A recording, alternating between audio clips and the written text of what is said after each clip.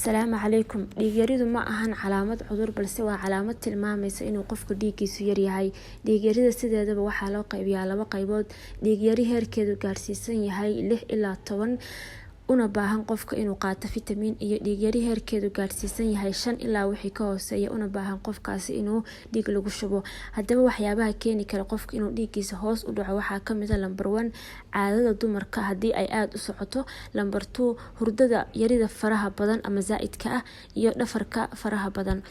calaamadaha uu dareemi karo qofka markuu dhiig yarida hayso waxaa kamid ah dawakhaad zaa'id ah ama qofka inuu dareemo wareer fara badan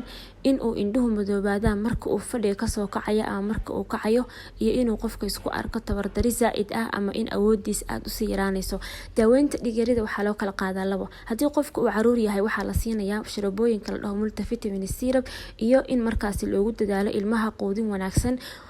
qofka haduu qof weyn yahay sidoo kale waxaa la siinayaa sharoobada la dhaho hemoglobin syrup iyo inuu qofkaasi qaato cunooyinka ay ku badan yihiin proteinska iyo vitaminska sida khudaarta oo kale